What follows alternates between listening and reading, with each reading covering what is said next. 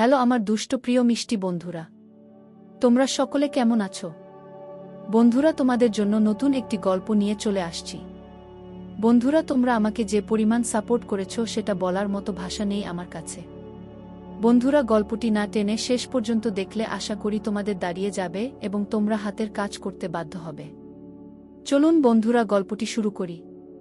জসিম আহমেদ জিসানের বাবা রাজনীতির দিক থেকে হারিয়েছেন হুমায়ুন তালুকদারকে। এতে তার সব দিক দিয়েই চরম ক্ষতি হয়েছে। জসিম আহমেদের উদ্দেশ্যই ছিল হুমায়ুন তালুকদার সহ তার পুরো পরিবারকে সব দিক দিয়ে ভেঙে গুড়িয়ে দেওয়া। বহুদিনের রাজনৈতিক শত্রুতা তাদের, তাই তো তার ছেলে হ্যাভেনের জীবনে সুচ হয়ে ঢুকে ফাল হয়ে বের হয়েছে। মানুষের জীবন অর্ধেক ধ্বংস হয়ে যায় পরম বন্ধু রূপে শত্রুর আগমন ঘটলে। হ্যাভেনের জীবনও ধ্বংস হয়েছে জিসান এবং রূপসার আগমনে। সেদিনের পর থেকেই পরিবর্তন আসে হ্যাভেনের ব্যক্তিত্বে। ডিভোর্স পেপারে সাইন করার পর থেকেই যেন নতুন এক হ্যাভেনের জন্ম হয়, যে হ্যাভেন পরিবার, সমাজ এবং শহরের জন্য হয়ে যায় এক আতঙ্কের নাম। রাজনীতিতে পুরো মনোনিবেশ করে, বাবার থেকেও ছেলে হয়ে যায় তুখোর রাজনীতিবিদ। এসবে হুমায়ুন তালুকদারের খুশি হওয়ার কথা থাকলেও সে খুশি হতে পারেনি, কারণ এর মধ্যে হ্যাভেনের মাঝে অনেক অস্বাভাবিক আচরণ ফুটে ওঠে। বাবা হিসেবে ছেলের এই অস্বাভাবিকতা মেনে নিতে পারেন না তিনি। এদিকে হ্যাভেনও হয়ে যায় একরোখা। কি ঠিক কি ভুল বিবেচনা করে কখনোই কাজ করে না সে। রাজনৈতিক ক্ষেত্রে এই বিষয়টা তেমন সমস্যা সৃষ্টি করতে পারেনি, কারণ হ্যাভেন পরবর্তীতে জসিম আহমেদের প্রতিপক্ষ হিসেবে নিজেকে তৈরি করছিল। বাবা নয়, এবার ছেলে হবে প্রতিপক্ষ। তখন থেকেই প্রতিটি মুহূর্তে বাড়ির প্রতিটি সদস্যর চোখেই ধরা পড়ে শান্তশিষ্ট হ্যাভেনের অশান্ত রূপ। চোখ দুটো সবসময় থাকে রক্তিম বর্ণ, দুচোখ জুড়ে সর্বসময় থাকে প্রবল অস্থিরতা। পরিবার থেকে সিদ্ধান্ত নেওয়া হয় অনেক ভালো পরিবারের মেয়েকে হ্যাভেনের বুক করে নিয়ে আসবে। নতুন কেউ তার জীবনে এসে জীবনটা সুন্দরভাবে গুছিয়ে দিলে নিশ্চয়ই ভুলে যাবে পুরনো ক্ষত। নামিদামি পরিবারের মেয়ের সঙ্গেই বিয়ে ঠিক করা হয় তার। মেয়ের বাড়িতে প্রথম দিন উপস্থিত হতেই মেয়ের ফুপু সামনেই বলে ওঠে, সবই ঠিক আছে, ছেলের গায়ের রংটা বেশ চাপা হয়ে গেছে। আমাদের মেয়ে আবার ধবধবে ফর্সা, বাচ্চা কাচ্চা মায়ের রং পেলেই হয়। মেয়ের ফুপুর কথা শেষ হতেই মেয়েকে আনা হয়। মেয়েকে সামনে আনা মাই সকলের সামনে মেয়ের মুখে থুতু ফেলে হ্যাভেন তাচ্ছিলের হাসি দিয়ে বলে, তোর ফর্সা চামড়ায় আমার থুতু বড্ড বেশিই মানানসি, বলেই হনহন করে বেরিয়ে যায়। লজ্জায় মাথা নত করে ফেলে হুমায়ুন তালুকদার। মেয়ের বাড়ির সামনে সেদিন তিনি কতটা ছোট হয়েছেন শুধু তিনিই জানেন। ছেলের আচরণে সে নিজেই হতবাক। বাড়ি ফিরে হিংস্র গলায় হ্যাভেন বলে তার জন্য মেয়ে না দেখতে সময় হলে সেই তুলে আনবে কোনো অপরূপ সুন্দরীকে।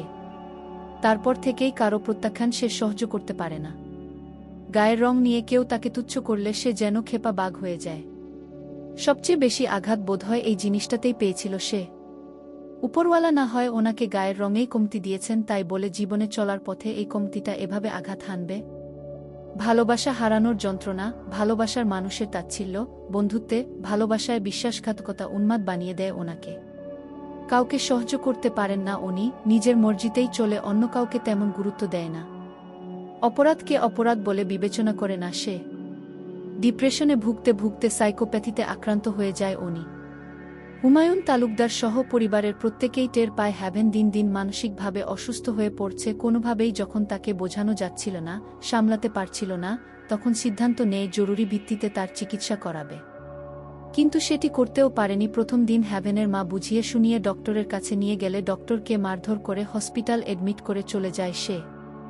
পুলিশ ক্যাস হতে যাচ্ছিল ব্যাপারটা তার আগেই ডক্টর এবং নার্সকে টাকা দিয়ে মুখ বন্ধ করে রাখা হয়। একবার পুলিশ ক্যাস হয়ে গেলে এবছর জাতীয় সংসদ নির্বাচনে মনোনয়ন পেতে খুবই কাঠখড় পোহাতে হতো হ্যাভেনকে।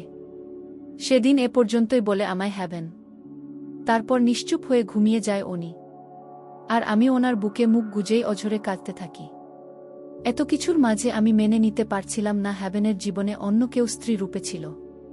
ঠিক যেভাবে প্রতিটা রাত আমার মাঝে মিশে থাকেন উনি, এভাবেই মিশে থাকত রূপসার মাঝে। রূপসাকে ভালোবেসে কাছে টানত উনি আর আমাকে নেশার ঘোরে বলতো ভালোবাসি। নেশা কেটে গেলেই তাচ্ছিলের হাসি দিত। আমি সহ্য করতে পারছিলাম না এই দহন। স্ত্রী হিসেবে নিজ স্বামীর থেকে ভালোবাসা পাওয়াটা আমার অধিকার। সেখানে উনি আমায় বিয়ে করেছেন অসুস্থ মস্তিষ্ক নিয়ে, প্রত্যাখ্যান সহ্য করতে না পেরে। যে প্রত্যাখ্যানের জন্য ওনার মস্তিষ্ক মন চরমভাবে আঘাতগ্রস্ত হয়েছে, যে গায়ের রঙকে তাচ্ছিল্য করে ওনার ভালোবাসা ওনার সাথে বিশ্বাসঘাতকতা করেছে। সেই প্রত্যাখ্যান, সেই তাচ্ছিল্য উনি দ্বিতীয়বার সহ্য করবে না বলেই বিয়ে করেছেন আমায়। বজায় রেখেছেন নিজের জেদকে। কি লাভ এমন ভিত্তিহীন একটা সম্পর্কে জড়িয়ে থেকে? ওই লোকটা না হয় অসুস্থ, আমি তো অসুস্থ নই। তাহলে কেন ওনার অসুস্থতাকে সারা জীবনের সঙ্গী করে নেব আমি? সেদিনের পর একদিন উনি আমায় ভার্সিটিতে এডমিশন নিয়ে দেয়। শুরু হয় নিয়মিত ভার্সিটিতে যাওয়া। কিন্তু পড়াশোনায় মন বসাতে পারতাম না। আমাকে যখন উনি ক্লাসে পৌঁছে দেয়, আমার সাথে আরও 7-8 জন ক্লাসে যায়। তারা কিন্তু স্টুডেন্ট নয়, তবুও তারা পুরো ক্লাস টাইম বসে থাকে। ক্লাস শেষে আমার সঙ্গেই বেরিয়ে যায়। এরা আমাকে ভার্সিটিতে সর্বক্ষণ ফলো করে। একদিন ভুলবশত একটা ছেলের সাথে ধাক্কা খায়, ফলশ্রুতিতে ছেলেটিকে 3 দিন হসপিটালে কাটাতে হয়, আর বাড়ি নিয়ে আমাকে পুরো 1 ঘন্টা ঠান্ডা পানিতে গোসল করানো হয়। এসবই ছিল ওনার অসুস্থ মস্তিষ্কের কাজ। পুরো বাড়িতে সিসি ক্যামেরা সেটআপ করা রয়েছে। পুরো ভার্সিটিতে রয়েছে সশরীরের সিসি ক্যামেরা। দম বন্ধ করা পরিবেশে বসবাস করতে করতে ক্লান্ত হয়ে গেছি আমি। বাবা, মা, বোনকে দেখার ইচ্ছে হলে উনি নিজে গিয়ে তাদের নিয়ে আসে, তবুও 1 ঘন্টার জন্য নিজ পরিবারের কাছে যেতে দেয়নি। ওনার মন জুড়ে আমার জন্য ভালোবাসা নেই, আছে শুধু অবিশ্বাস আর সন্দেহ। কোনোদিন উনি আমায় স্বস্তি দেবেন না, আর না নিজে স্বস্তিতে থাকবেন। দিনের পর দিন আতঙ্কিত জীবন কাটাতে আমার খুব কষ্ট হচ্ছিল। আমি এই অসুস্থ লোকটার সাথে মানিয়ে নিতে পারছিলাম না, আর পালিয়ে যেতেও পারছিলাম না। কিন্তু হঠাৎ করেই আজ এমন একটা পরিস্থিতির মুখোমুখি হলাম যে আমার মন মস্তিষ্ক যা বলল ঠিক তাই করলাম। পালিয়ে এলাম ওই শ্বাসরুদ্ধকর পরিবেশ থেকে।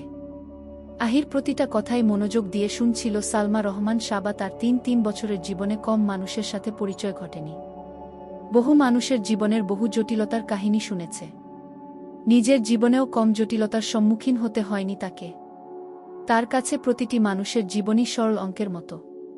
প্রথম দিকে সে সিদ্ধান্ত নিয়েছিল আহিকে যে করেই হোক আইনের সহায়তা নিয়ে হ্যাভেন থেকে উদ্ধার করবে, কিন্তু ধীরে ধীরে তার সেই মনোভাবের পরিবর্তন ঘটল এবং শেষের দিকে চরম বিরক্ত হয়ে চোখ মুখ কুঁচকে ফেলে প্রশ্ন করল, এতক্ষণে নিশ্চয়ই তোমার খোঁজে পুরো শহর তোলপাড় চলছে?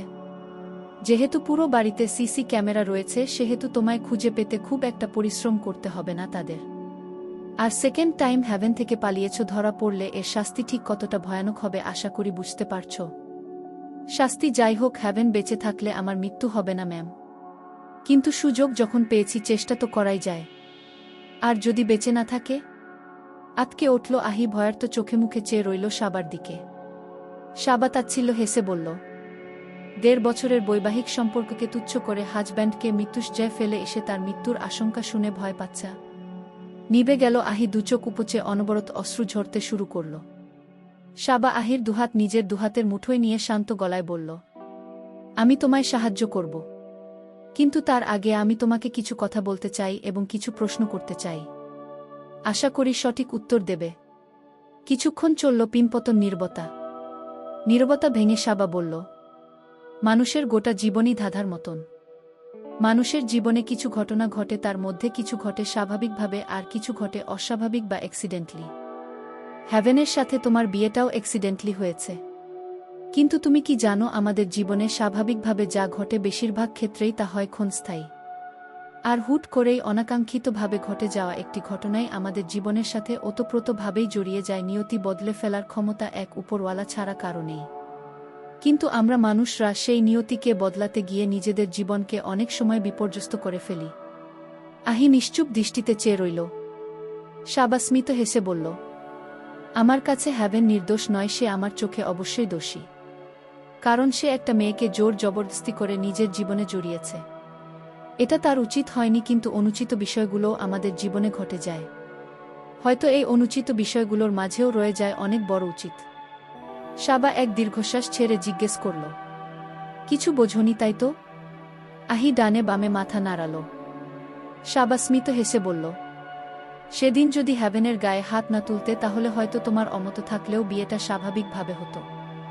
কারণ তোমার মা বাবা রাজি থাকতেন এই বিয়েতে, তাই মা বাবার জন্য তোমার বিয়েটা করতেই হতো। হ্যাভেনের জায়গায় অন্য কোনো ছেলে হলেও বাবা মা জোর করলে বিয়ে কিন্তু তোমায় করতেই হতো।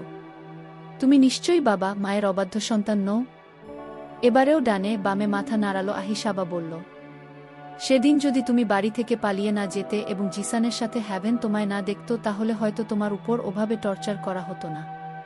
পৃথিবীতে কোনো পুরুষই স্ত্রীর পরকীয়া মেনে নিতে পারে না, সেখানে হ্যাভেনের প্রথম স্ত্রী, প্রথম ভালোবাসার মানুষ পরকীয়ায় লিপ্ত হয়ে তাকে প্রত্যাখ্যান করে এমন একটা অতীত যার জীবনে রয়েছে, সে দ্বিতীয়বার এমন কিছুর সম্মুখীন নিশ্চয়ই হতে চাইবে না। তুমি পরকীয়া করনি, কিন্তু তুমি বাড়ি থেকে পালিয়ে যাওয়ার পর যখন হ্যাভেন তোমাকে পায় তখন তুমি ছিলে জিসানের সঙ্গে, যে জিসানই ছিল তার প্রাক্তন স্ত্রীর পরকীয়ার সঙ্গী এবং প্রাক্তন স্ত্রীর বর্তমান স্বামী। সেদিন হ্যাভেনের জায়গায় অন্য যে কোনো ছেলে থাকলেই রিয়াক্টটা ওভাবেই করত। সেখানে যদি হয় সাইকোপ্যাথিতে আক্রান্ত তাহলে তো কথাই নেই। বিস্ময় চোখ মুখে চেয়ে রইল আহি, কিন্তু সাবা থেমে রইল না, প্রশ্ন করল, সেদিনের পর বা সেদিনের আগে হ্যাভেন কখনো রাগের বসে তোমার গায়ে হাত তুলেছে, মারধর করেছে? না। কি আশ্চর্য, প্রথম দেখায় তুমি গায়ে হাত তুললেও সে হাত তুলেনি, কিন্তু যখন বাড়ি থেকে পালালে এবং জিসানের সঙ্গে পেল তোমায় তখন কন্ট্রোল হারিয়ে ফেলেছে। এটা আমার কাছে কিন্তু স্বাভাবিকই লাগছে, ডোন্ট মাইন্ড। আহি করুণ চোখে চেয়ে রইল। তা দেখে আবারও স্মিত হাসল সাবা। বলল, সাইকোপ্যাথি না থাকলে যে অবিশ্বাস আর যে সন্দেহটা রয়েছে ওর সেটাও থাকত না। আর এই মানসিক অসুস্থতা দূর করার জন্য ডক্টরের থেকে একজন একান্ত সঙ্গিনী ভীষণ প্রয়োজন ওর। মানসিক অসুস্থতা দূর করার জন্য একজন মানুষের প্রয়োজন প্রচুর ভালোবাসা, প্রচুর কেয়ার। অথচ শেষবের কিছুই পায়নি। হ্যাভেন পাবে কি করে? শুরুটাই ছিল তার ভুল, সঙ্গিনী খোঁজাই ছিল ভুল। জোর করে কখনো ভালোবাসা পাওয়া যায় না, জোরের উপর কোনো সম্পর্কই মধুর করে গড়ে তোলা যায় না। এটা ওর মস্তিষ্ক বুঝতে পারেনি। একটু থেমে আবারও বলল,